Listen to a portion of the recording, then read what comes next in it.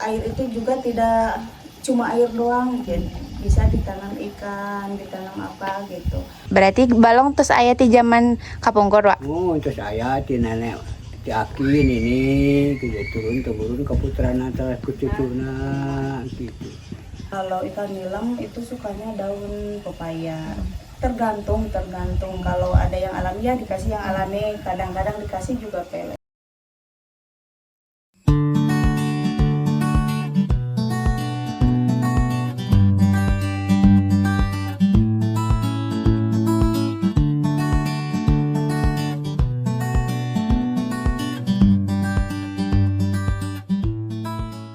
Di kampung tempat tinggalku, yaitu Kampung Mekar Horib, Desa Mandala Horib, Kabupaten Tasikmalaya, balong ikan menjadi bagian dari kehidupan sehari-hari sebagian keluarga.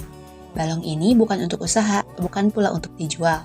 Ia hadir sebagai cara sederhana masyarakat memanfaatkan lahan, menampung air, dan memenuhi kebutuhan pangan keluarga dari lingkungan sekitar rumah. Di sini, balong ikan tumbuh sebagai bagian dari tradisi keluarga. Rumah-rumah kami yang berdiri berdekatan hampir seluruhnya memiliki balong di pekarangannya. Praktik ini tidak ditetapkan sebagai aturan kampung, melainkan diwariskan secara turun-temurun dalam keluarga, terutama ketika lahan dan air memungkinkan. Karena itu, pembangunan rumah kerap diiringi dengan pembuatan balong sebagai kelanjutan dari kebiasaan keluarga dalam memanfaatkan lingkungan sekitar.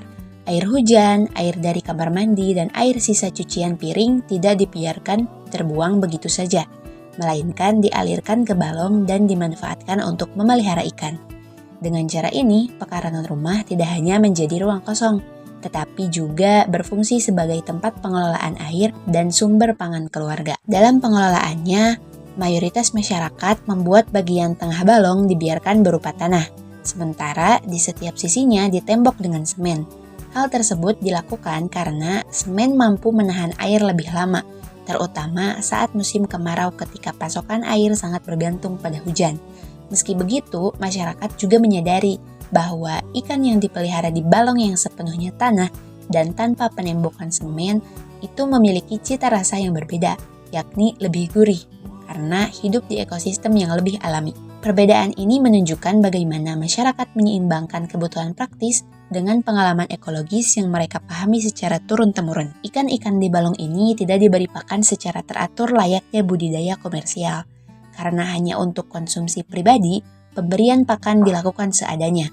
Kadang seminggu sekali, kadang memanfaatkan apa yang tersedia di sekitar rumah. Daun talas, daun pepaya, daun singkong, rerumputan, hingga sisa makanan dari cucian piring dimanfaatkan sebagai pakan alami. Praktik ini mencerminkan pengetahuan lokal masyarakat dalam memanfaatkan sumber daya alam tanpa menghasilkan limbah yang berlebihan. Agar ikan tetap hidup dan air tetap bersih, balong dirawat secara rutin.